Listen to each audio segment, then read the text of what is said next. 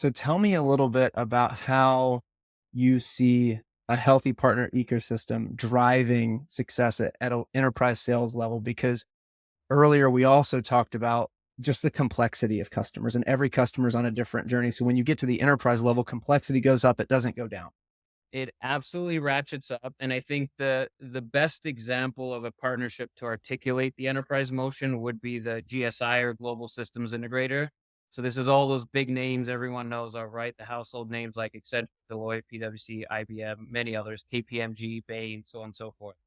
And fundamentally, if you look at, let's just say, a Fortune 500 company, typically when they're looking at buying a new software, unless it's really a, kind of a smaller point solution, but typically they're looking at it in the context of a much larger business problem they are trying to solve. So either, revenue has flatlined, and so they need to look for new revenue streams. And so as part of looking for new revenue streams, they need a software that allows them to monetize on new business models. That's probably the world I came from at Zora.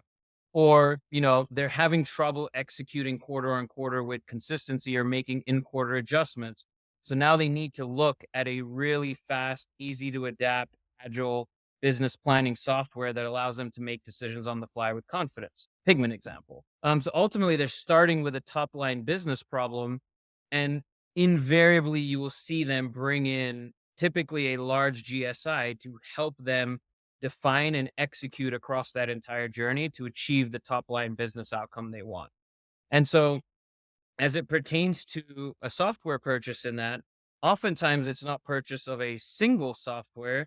There may be multiple softwares at play to actually achieve the end outcome that they want, right? And what a GSI brings to the table is they have industry expertise. They've done this for many, many customers in that industry, and they know exactly what good looks like for the industry and how these solutions integrate with one another, connectors and APIs aside, right? But there's a business process overlay to that.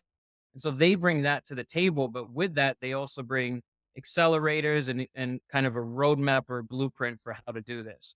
And so I think when you think about enterprise sales from a software company perspective, understanding how the enterprise company buys software and what they're looking to accomplish is ultimately a change in the business or a top line business impacting outcome. GSI is invariably going to be involved. And the way you get yourself kind of upward into enterprise sales is you need to be on the GSI's radar. There are dime a dozen solutions in any given space out there. As we mentioned earlier, GSIs are highly matrixed organizations.